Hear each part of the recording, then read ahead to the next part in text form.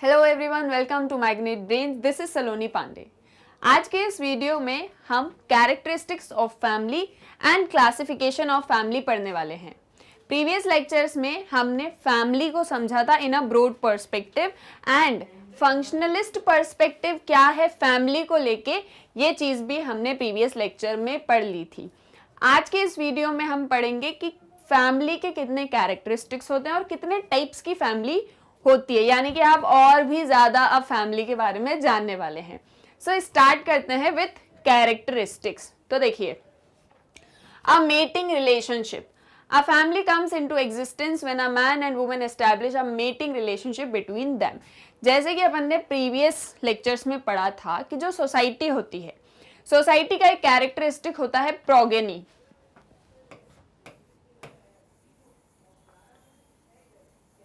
Progeny मतलब कि society में इंडिविजुअल्स के बीच में जब रिप्रोडक्शन एक्टिविटी होती है, जब वो मेटिंग करते हैं, उनके बीच में रिप्रोडक्शन होता है, तब सोसाइटी आगे बढ़ती है। ये हमने देखा था। वैसे ही सेम फैमिली का भी कैरेक्टरिस्टिक है। जब एक मैरिड कपल, एक मतलब जो भी कपल है, वो जब मेटिंग रिलेशनशिप में आते हैं तो फैमिली आगे बढ़ती है। ठीक है, तब जाके फैमिली आगे बढ़ती है। फैमिली का एक जो पूरा स्ट्रक्चर है वो आगे आगे चलता जाता है, रिप्रोडक्शन एक्टिविटी होती जाती है। तो ये एक फैमिली का कैरेक्टरिस्टिक है कि फैमिली में मेटिंग रिलेशनशिप होती है। ठीक है, when a man and a woman establish a mating relationship between them, family comes into existence, तब जाके फैमिली एग्जिस्टेंस में आती है। ठीक है, तो ये कैरेक्टरिस्टिक होता है फैमिली का। Then a form of marriage, a marriage requires a home, a house holder for its living. देखो, फैमिली का एक कैरेक्टरिस्टिक मैरिज भी होता है। जब मैरिज होती है तब जाके फैमिली फॉर्म में आती है, ये चीज है ना। फिर उनके बीच में मीटिंग होती है, ये चीज अपन ने समझी। अब इन सारी चीजों के अलावा एक घर की भी जरूरत होती है। देखिए, a family requires a home, एक घर हो, एक परिवार, मतलब घर में ही तो रहेगा ना, जस्ट ऐसे ही परिवार होगा तो वो एक फैमिली वाली फील नहीं आ पाएगी, है ना। एक जैसे अपन बोलते हैं ना कि घर में आओ, जब घर में आते हैं तभी लगता है कि हाँ अब हम अपने मतलब कंफर्ट जोन में आ चुके हैं। तो एक फैमिली के लिए घर होना भी इम्पोर्टेंट है। तो फैमिली एक house holder for its living require करती है। ये सेकंड कैरेक्टरिस्टिक हो गया आपके फैमिली का। फैमिली अपन ने देख लिया था पहले कि फैमिली क्या होती है ना, ग्रुप ऑफ पर्संस जो कि यूनाइटेड हैं by the ties of marriage, blood relation and adoption. And फिर उसके बाद में अपन ने देखा था कि ये लोग जो हैं कुछ नॉर्म्स वैल्यूज के थ्रू चलते हैं, कॉमन कल्चर होता है इनके बीच में, ये अपने सोशल राइट्स को निभा रहे होते हैं। जैसे क्या राइट्स हैं, मदर, फादर, सन, डॉटर, वाइफ, हस्बैंड, ये सारी चीज, ये सब कुछ अपन प्रीवियस देख चुके हैं। अब उसी फैमिली के कैरेक्टरिस्टिक्स आपको बता रही हूँ। इसलिए देखो, अपन पहले का क्यों देखते हैं, ताकि अपन चीजों को कनेक्ट कर पाए। पिछला अगर भूल जाएंगे तो अभी जो पढ़ रहे हैं वो कुछ भी समझ में नहीं आएगा। इसलिए इन चीजों को भी समझिए। और एक इंपॉर्टेंट चीज मैं आपको बता दूं कि कैरेक्टरिस्टिक्स या क्लासिफिकेशन आपकी बुक में नहीं दिया है, जो मैं आपको आज के इस लेक्चर में पढ़ा रही हूँ। तो ये भी पहली चीज तो ये मत सोचिएगा कि बुक में नहीं दिया तो हमको पढ़ना नहीं है, क्योंकि ये आपके लिए इंपॉर्टेंट होने वाला है।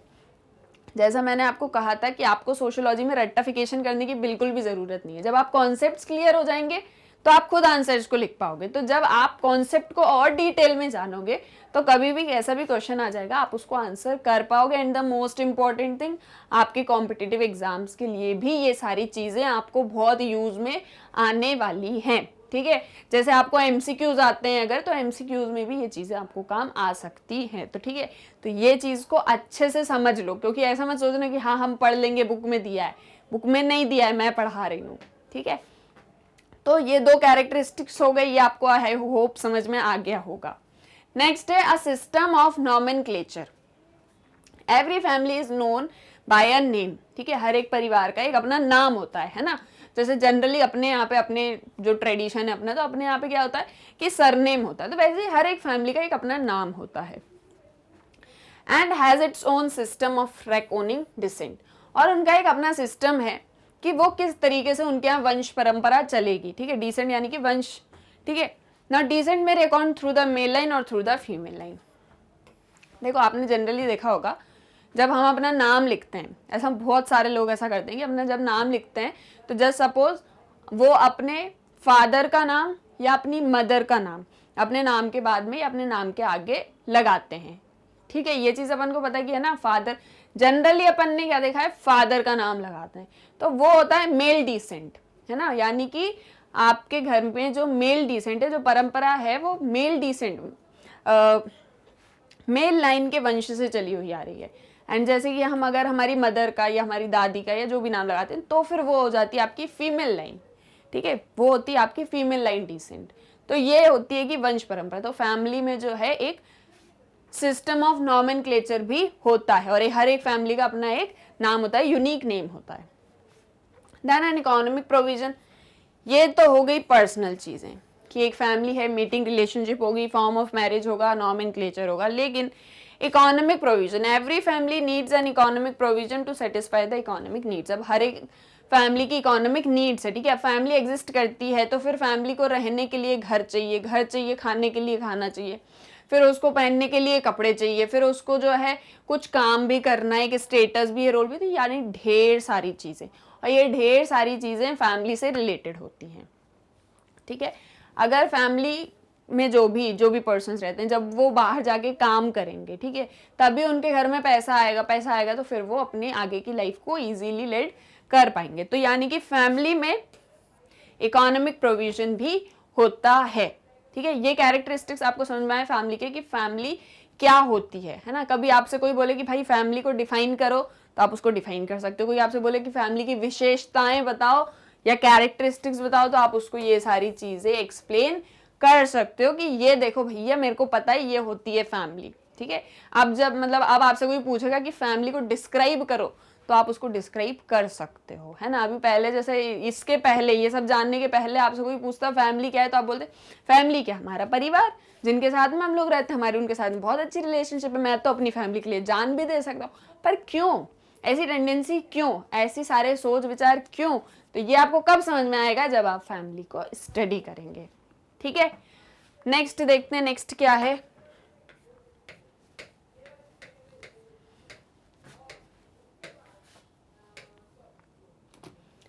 Does it can be said that family is a biological unit, यानी कि अब हम ये चीज कह सकते हैं कि फैमिली एक बायोलॉजिकल यूनिट है। देखिए, मैं तो सारी चीजों को एनालाइज करती हुई चल रही हूँ, जब से अपन चैप्टर 1 अपन ने स्टार्ट किया है तब से। तो मैं ये चीज मैं नोटिस कर रही हूँ कि सारी चीजें सोशियोलॉजी के अंदर पढ़ने को मिल रही हैं। हिस्ट्री पढ़ ली, ज्योग्राफी भी पढ़ ली कि स्ट्रैटा होता है ना, सोसाइटी में स्ट्रैटा होता है जैसे अर्थ के सरफेस में होता है। पॉलिटिक्स इसके अंदर हम पढ़ते हैं, इकोनॉमिक्स को हम इसके अंदर पढ़ते हैं, लो बायो भी आ गई। ठीक है, तो ये सारी चीजें जो है मतलब सोशियोलॉजी के अंदर ही हैं। सबको आप सारी चीजों को समझ लो। मतलब मैं आपसे कहूँ, दुनिया में जितनी चीजें, जितनी जो भी चीजें हैं, वो सब आप सोशियोलॉजी के अंदर पढ़ सकते हो। सब हर एक चीज आप सोशियोलॉजी के अंदर पढ़ सकते हो। क्योंकि क्यों पढ़ सकते हो आप सोशियोलॉजी के अंदर, ऐसा क्या है इसमें? ये इसलिए क्योंकि आप जिस समाज में हो, आप जहां पर हो, वो सारी चीजें आपके आसपास जो भी है, वो सब ही सोशियोलॉजी है, वो सब समाज है, वो सब सोसाइटी है, और इसके बिना जीवन निरर्थक है। तो इसीलिए ये सारी चीजें हम सोशियोलॉजी के अंदर पढ़ते हैं, और इसीलिए मैं बार बार कहती हूँ कि ये बहुत ही इंटरेस्टिंग सब्जेक्ट है। मुझे पढ़ते पढ़ते बहुत अच्छा लगता है कि देखो ये भी आ गया, ये भी आ गया, है ना। अब चलो बातें हो गई, अब वापस से अपन अपने टॉपिक पे आ जाते हैं। तो देखो, फैमिली क्या है? फैमिली एक बायोलॉजिकल यूनिट है। बायोलॉजिकल यूनिट कैसे हो गई? क्योंकि इनमें मेटिंग रिलेशनशिप है, रिप्रोडक्शन है, तो ये एक बायोलॉजिकल यूनिट है। फैमिली नेचुरल तो है, पर नेचुरली ऐसा थोड़ी ना कि कहीं से भी मतलब हो जाती है सारी चीजें, ऐसा नहीं है ना। बायोलॉजिकल यूनिट फैमिली जो है। ठीक है, now it is based on the fact of production and nurture of child as its important function. तो फैमिली में क्या होता है? प्रोडक्शन होता है, रिप्रोडक्शन होता है, एंड जो चाइल्ड है उसकी देखभाल की जाती है फैमिली के अंदर। ये भी हो गया इसका एक कैरेक्टरिस्टिक, मतलब फैमिली के बारे में आप और जान रहे हैं। Now it is universal institution. हर एक सोसाइटी में, हर एक एरा में आप समाज के अंदर फैमिली जैसे इंस्टीट्यूशंस को पा सकते हो, आप उसको देख सकते हो, आप उसको ऑब्जर्व कर सकते हो, आप उसको फील कर सकते हो। आप फैमिली में रहते ही हो तो फील ऑब्जर्व तो क्या ही हो गया।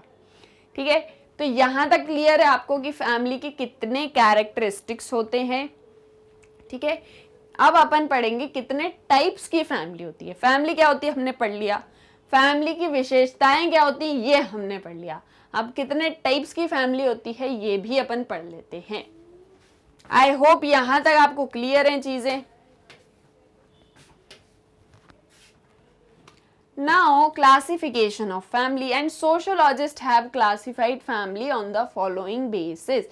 Sociologist ने कुछ इन बेसिस पर किसको किया है क्लासीफाई, फैमिली को। किन बेसिस पे, साइज, ठीक है, कितना साइज होगा, लार्ज है, छोटी हैं, जो भी है ना, अभी अपन देखेंगे आगे। मैं तो आपको बस ऐसी नाम्स बता रही हूँ, साइज यानी कि बड़ी हैं या छोटी हैं। देन रेसिडेंस, कहाँ पे आप रहते हो, इस बात से भी आपकी फैमिली का अंदाजा लगाया जाता है कि आप किस तरीके की फैमिली में रहते हो। अब आपके मन में ऐसे विचार आ रहे हो हम जल्दी जल्दी पढ़ रहे हैं, आराम से चल रहे हैं। देन आपका एंसेस्टर्स, आपके वंशज कौन थे, आपके वंशज कौन थे, आपसे पहले की पीढ़ी कौन थी, आपके दादा, दादा के दादा, दादा के परदादा। यहां से भी पता लगाया जाता है कि आप किस फैमिली के हो। पावर एंड अथॉरिटी, अब बताओ फैमिली में पावर भी आ गई, तो ये भी हो गया। फिर हो गई आपकी मैरिज, मैरिज के बेसिस पे भी फैमिली में डिफरेंट डिफरेंट टाइप्स होते हैं। देन आपकी क्रोनोलॉजी, क्रोनोलॉजी समझिए आप, ठीक है। अब क्रोनोलॉजी में क्या होता है, सोशल इकोलॉजी में क्या होता है, इस मन में आपके ढेर सारे सवाल आ रहे होंगे, मैम क्या होती है ये टाइप्स ऑफ फैमिली। तो अपन आ जाते हैं, पढ़ लेते हैं कि कितने टाइप्स ऑफ फैमिली होती है। इन सारे टाइप्स को अपन डिटेल्ड में यहाँ पर स्टडी कर लेते हैं, ठीक है। सबसे पहले on the basis of size, on the basis of size 3 types की फैमिली होती है। On the basis of size, इनको जानते हैं आप, ये बहुत ही प्रसिद्ध महिला है, सभी जानते होंगे, आई नो। सो देखो, on the basis of family 3 types की family, on the basis of size 3 types of family होती है। पहली है आपकी न्यूक्लियर फैमिली। न्यूक्लियर फैमिली क्या होती है, मैंने आपको प्रीवियस वीडियो में बताया था, जहां पे हस्बैंड और वाइफ रह रहे हैं और उनके बायोलॉजिकल चिल्ड्रन रह रहे हैं। हस्बैंड और वाइफ रह रहे हैं और उनके बायोलॉजिकल चिल्ड्रन रह रहे हैं, वो होती है nuclear family. The compulsion of living separately in modern industrial environment and fasten the growth of these families, मैंने आपको बताया था कि जैसे जैसे हम इंडस्ट्रियलाइज्ड सोसाइटीज में, मॉडर्न सोसाइटीज में आते जा रहे हैं, वैसे वैसे न्यूक्लियर फैमिली का जो ट्रेंड है वो बढ़ता जा रहा है, ठीक है। लोग न्यूक्लियर फैमिली की तरफ ज्यादा जा रहे हैं। अब देखो इसका कारण क्या है, मॉडर्न सोसाइटी में सरवाइव करना बहुत मुश्किल है, क्योंकि बहुत सारा कंपटीशन है, ठीक है। हर कोई काम करना चाहता है, हर कोई ज्यादा पैसा कमाना चाहता है, बहुत कंपटीशन है।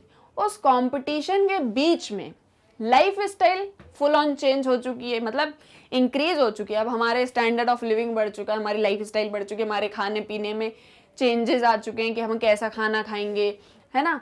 तो बहुत सारा कुछ चेंज हो चुका है। अब इतने सारे चेंज की वजह से जो डिमांड्स है, जो नीड्स हैं सोसाइटी की, वो भी बढ़ गई। ऑब्वियस सी चीज है, क्या बढ़ गई है, जो डिमांड्स हैं वो बढ़ गई हैं, लोगों की डिमांड्स बढ़ गई हैं। लेकिन लोग उतना पैसा नहीं कमा पा रहे हैं, ठीक है। डिमांड बढ़ गई लेकिन लोग उतना पैसा नहीं कमा पा रहे हैं, यानी कि वो अपनी नीड्स को सेटिस्फाई नहीं कर पा रहे हैं, अपनी या अपनी फैमिली की नीड्स को सेटिस्फाई नहीं कर पा रहे हैं। जब फैमिली की नीड्स को सेटिस्फाई नहीं कर पाते, तो पहले के टाइम में तो जॉइंट फैमिलीज होती थी, जॉइंट फैमिली, ज्यादा लोग ज्यादा नीड्स। तो अब क्या कल्चर हो गया, अब हो गया कि अब आप न्यूक्लियर फैमिलीज में रहो। कौन कौन रहेगा, हस्बैंड वाइफ और उनके बायोलॉजिकल चिल्ड्रन, बस। अब आप न्यूक्लियर फैमिली में रहो, कम लोग कम नीड्स, तो आप उसको फुलफिल कर पाओगे। लेकिन ज्यादा लोग हैं, ज्यादा नीड्स रहेगी, तो आप उसको फुलफिल नहीं कर पाओगे। अब इंडिया के केस में क्या चीज हुई थी, इंडिया के केस में ये हुआ कि इंडिपेंडेंस के बाद जॉइंट फैमिली का जो एक ट्रेंड था वो बढ़ गया। इंडिया में जॉइंट फैमिली का ट्रेंड बढ़ गया। वैसे भी हम जॉइंट फैमिलीज में ही रहते थे। न्यूक्लियर फैमिलीज हमारे यहाँ जैसे जो लेस प्रिविलेज्ड क्लासेस होती थी या कास्ट होती थी, जो छोटी कास्ट के लोग या छोटी जाति के लोग होते थे, या जो लेस प्रिविलेज्ड क्लास के लोग होते थे, वहां पर न्यूक्लियर फैमिलीज हमको देखने को जनरली मिलती थी। अब छोटी कास्ट के लोग मैंने यहाँ पर क्यों बोला, क्योंकि उनका डेवलपमेंट नहीं हो पाया, उनके साथ में बहुत ज़्यादा डिस्क्रिमिनेशन हुआ, इस वजह से वो बेचारे आगे नहीं बढ़ पाए, उनका डेवलपमेंट नहीं हो पाया, उनको अपॉर्चुनिटी नहीं मिल पाई, सोशली बैकवर्ड हो गए, वो इकोनॉमिकली बैकवर्ड हो गए। तो वो लोग न्यूक्लियर फैमिली में रहते थे क्योंकि वो अपनी डिमांड्स को सेटिस्फाई नहीं कर पाते थे। लेकिन इंडिया में जॉइंट फैमिली में लोग ज़्यादा रहने लग गए, और जॉइंट फैमिली में रहने लगे तो उनको ऐसा लगता कि जॉइंट फैमिली हमारे साथ रहने का हमारा एक सपोर्ट रहेगा, ये सारी चीज़ होगी। तो इंडिया का केस थोड़ा सा डिफरेंट है इस चीज़ में, ठीक है। वो वेरिएशन ऑफ फैमिली फॉर्म्स वगैरह जो है वो आपकी बुक्स में दिया है, हालांकि वो इतना ज़्यादा मतलब इम्पोर्टेंट नहीं है। वो ये सिर्फ ये चीज़ है कि इंडिया का ट्रेंड थोड़ा सा अलग था बाकी कंट्रीज से, ठीक है। तो ये एक चीज़ थी इंडिया के केस में न्यूक्लियर फैमिली को लेके इन मॉडर्न इन्वायरमेंट। और ट्रेडिशनल क्या था वो तो अपन को पता ही है कि अपने यहाँ तो जनरली ट्रेडिशनल जॉइंट फैमिली का ही कल्चर चलता था। देन नेक्स्ट होती है आपकी जॉइंट फैमिली। अब अगर मैं आपसे पूछूं जॉइंट फैमिली क्या होती है तो आप बोलेंगे सारे कजन्स एक साथ मिलके रहते हैं, हम सब रहते हैं साथ में, वो हमारी जॉइंट फैमिली होती है। देखो जॉइंट फैमिली होती क्या है एग्जैक्टली मैं आपको बताऊं। सच family which include many units of family living together. Just suppose ये आपके ग्रैंड पेरेंट्स हैं, ठीक है, इनके बाद ये आपके पेरेंट्स हैं, फिर इन पेरेंट्स के बाद आप हो, ठीक है, आप हो, चाहे आप सन हो या आप डॉटर हो, आपके बाद आपके भी बच्चे। अब जब ये सभी साथ में रहेंगे तो ये कहलाएगी जॉइंट फैमिली। क्या कहलाएगी? जॉइंट फैमिली कहलाएगी ये। They all live under one roof, share a common kitchen, have a common economic resources. वो सभी एक छत के नीचे रहते हैं, एक ही किचन को यूज करते हैं, एंड उनके कॉमन इकोनॉमिक रिसोर्सेज हैं। कमाई का जरिए मतलब जो भी कमाई आती है घर में वो सबके लिए होती है। ये होता है आपका जॉइंट फैमिली का स्ट्रक्चर, ठीक है। Nuclear family husband wife children, joint family many units of family living together. यहां तक क्लियर है आपको? नेक्स्ट क्या है अब अपन ये भी देख लेते हैं। नेक्स्ट है आपका एक्सटेंडेड फैमिली। देखिए न्यूक्लियर फैमिली अपन ने समझा, जॉइंट फैमिली समझा, नेक्स्ट है एक्सटेंडेड फैमिली। अब एक्सटेंडेड फैमिली क्या होता है? In this type of family there may be seem small independent units, there may be seem to be small independent unit structurally but functionally they work as one big family sharing a common descent। देखो क्या होता है, जैसे ये आपके grand parents हैं, ठीक है, ये आपके ग्रैंड पेरेंट्स हैं और ये इनके बच्चे हैं, ठीक है, इनके बच्चे हैं, ये दोनों जो है ये इनके बच्चे हैं और ये इनकी वाइफ्स हैं, ठीक है। फिर इनका जस्ट सपोज ये बच्चे हैं इनके, ठीक है, और इन दोनों के बच्चे हैं ये। फिर उसके बाद में जस्ट सपोज इन दोनों में से किसी की भी शादी हो जाती है, जैसे सपोज इस लड़के की शादी हो जाती है, फिर ये लड़का भी अपनी वाइफ के साथ में इसी घर में रहता है। ये होती है एक्सटेंडेड फैमिली, यानी कि ग्रैंड पेरेंट्स के जितने भी बच्चे हैं वो सभी, जस्ट सपोज ये ABCD इनके बच्चे हैं, इनकी वाइफ, फिर इनके भी बच्चे, जैसे सपोज इनके दो बच्चे हैं दोनों के सबके, ठीक है, इनके बच्चे और फिर इनके बच्चों के भी बच्चे, कितने सारे बच्चे हो गए है ना। ये सब होते हैं एक्सटेंडेड फैमिली, ठीक है। फैमिली क्या हो रही है? एक्सटेंड हो रही है। इनका डिसेंट कौन है? Common descent. इनका जो वंश है वो एक ही है, सभी एक साथ रहते हैं। स्मॉल इंडिपेंडेंट यूनिट, अगर स्मॉल इंडिपेंडेंट यूनिट्स की बात कर रहे हैं तो ये सभी एक यूनिट्स हैं, इनके बच्चे मिला के ये सभी एक स्मॉल इंडिपेंडेंट यूनिट्स हैं। फिर अब जैसे इनके बच्चे हैं तो इनके बच्चे ये होगा स्मॉल इंडिपेंडेंट यूनिट, यानी कि छोटी छोटी यूनिट्स हैं, ढेर सारी छोटी छोटी यूनिट्स हैं। स्ट्रक्चरली और फंक्शनली दोनों इनमें कॉमन डिसेंट है, वो होती है आपकी एक्सटेंडेड फैमिली। क्लियर है? Then on the basis of residence, अब हम कहाँ रहते हैं उसके हिसाब से भी फैमिली होती हैं टू टाइप्स की। On the basis of residence two types की फैमिली होती हैं, एक होती है पैट्री लोकल, एक होती है मैट्री लोकल। अब आप एक चीज बिल्कुल अपने दिमाग में बिठा लीजिए, बिल्कुल जहां भी वर्ड आ जाता है पैट्री, यानी कि मेल की बात हो रही है। किसकी बात हो रही है? मेल की, मेल या मेन की बात हो रही है। जहां भी वर्ड आता है मेट्री, यानी कि फीमेल की बात हो रही है। किसकी बात हो रही है? फीमेल की बात हो रही है या फिर वुमेन की बात हो रही है। ये बात आप बिल्कुल याद रख लीजिए, इसको चाहे तो नोट कर लीजिए, ठीक है, ये चीज आपको याद रखनी है। अब आ जाते हैं रेसिडेंस पे। Patrilocal, in these families bride resides with her husband's family after marriage. Marriage के बाद में जो ब्राइड होती है, जो लड़की होती है, वो हस्बैंड के घर में ही रहती है, हस्बैंड के साथ में। ये जो फैमिली है, इस टाइप की जो फैमिली है, ये होती है पैट्रीलोकल। यहाँ पे मेन इंसान कौन है, प्रधान कौन हो जा रहा है? हस्बैंड की फैमिली, क्योंकि वाइफ तो माइग्रेट कर गई है, ठीक है। तो ये होगी आपकी पैट्रीलोकल फैमिली।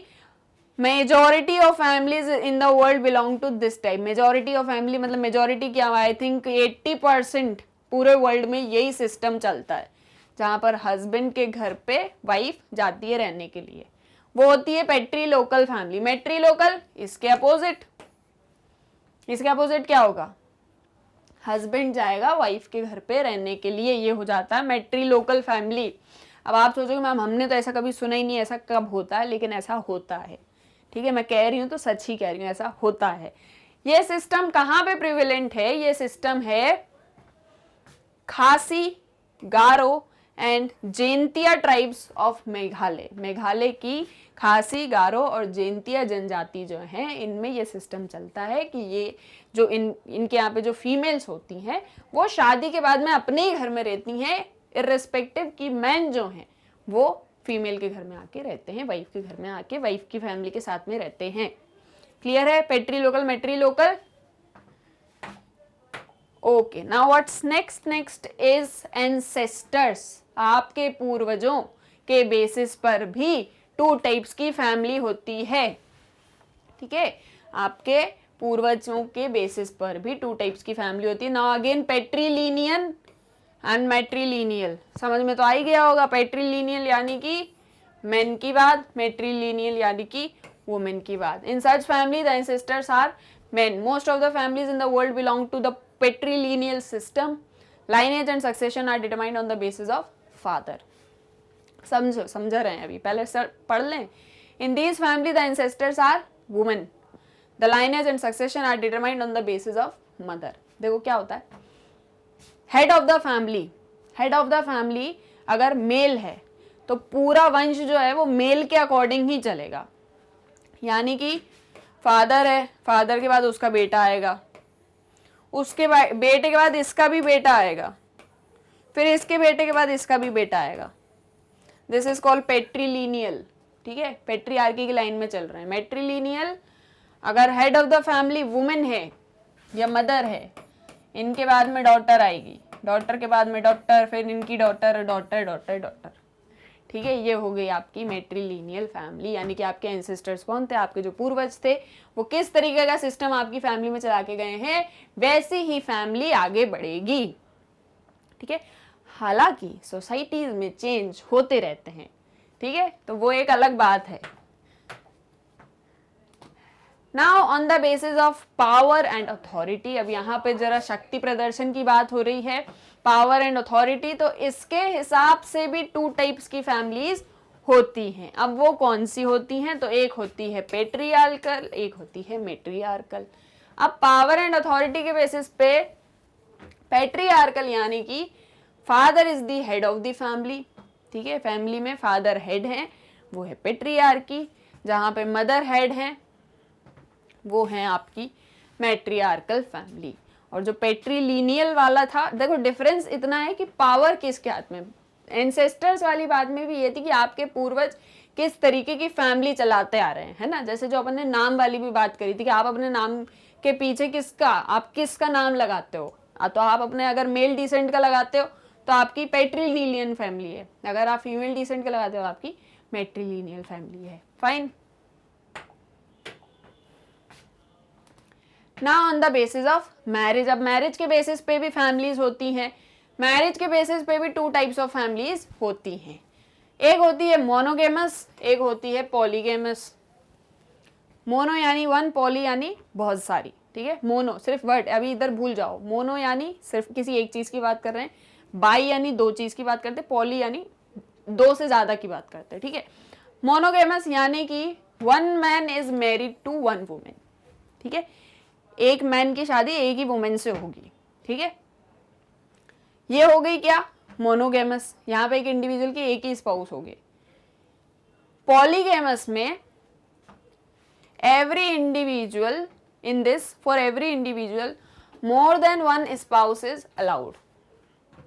आप एक से ज्यादा व्यक्ति से शादी कर सकते हैं, मैन भी कर सकते हैं, वुमेन भी कर सकते हैं, वो होता है पॉलीगेमस।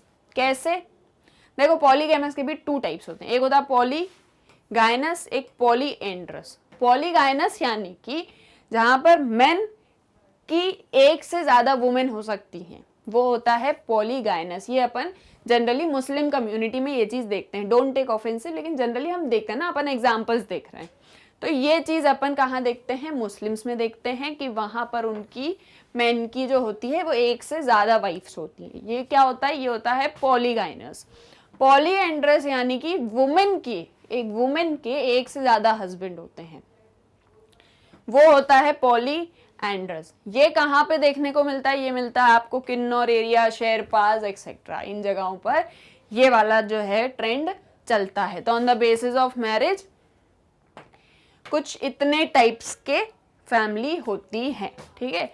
मोनोगेमस जहाँ पर एक ही हस्बैंड एक ही वाइफ है, पॉलीगैमस जहाँ पर सॉरी एक हस्बैंड और उसकी ज़्यादा वाइफ, या एक वाइफ के थोड़े ज़्यादा हस्बैंड, थोड़े नहीं मतलब जितने भी उनको करने हो उतने हस्बैंड है। That is what on the basis of marriage different types of family.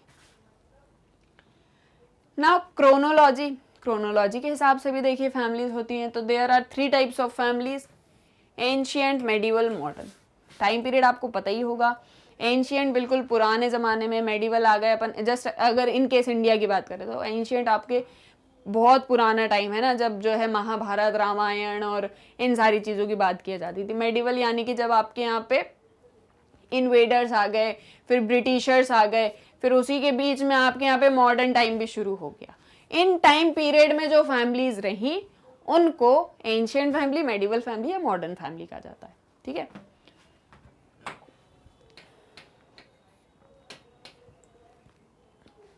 Now last but not the least, social ecology. Social ecology के बेसिस पर भी डिफरेंट काइंड ऑफ फैमिलीज होती हैं, रूरल फैमिली या अर्बन फैमिली। रूरल फैमिली में देखेंगे तो क्या चीज़ें होंगी, वो लोग जो है मतलब रूरल यानी अपन बात करें तो विलेज एरियाज में वो लोग वहाँ पे रहते हैं, जनरली खेती किसानी करते हैं, पीजेंट्स होते हैं, सर्फ्स होते हैं, ब्लैक स्मिथ होते हैं, या फिर लेदर वर्कर होते हैं, ये सब होते हैं जनरली रूरल एरियाज में, ठीक है। या छोटे मोटे बिजनेसमैन होते हैं, ये सभी होते हैं रूरल एरियाज में। आज के टाइम में बिजनेसमैन भी होते हैं। फिर उसके बाद में उनकी जो लाइफ स्टाइल होती है वो रूरल एरियाज के अकॉर्डिंग ही होती है, वो होगी आपकी रूरल फैमिली। अर्बन फैमिली आपके जो टाउन एरियाज में लोग रहते हैं एंड उनकी जो लाइफ स्टाइल टाउन एरिया के अकॉर्डिंग होती है, जॉब करना है, फिर बच्चे कौन से स्कूल में पढ़ेंगे, कैसे पढ़ेंगे, जनरली ये सारी चीज़ें होती है। तो ये होती है आपकी रूरल फैमिली, होगी आपकी अर्बन फैमिली। क्लियर है यहाँ तक?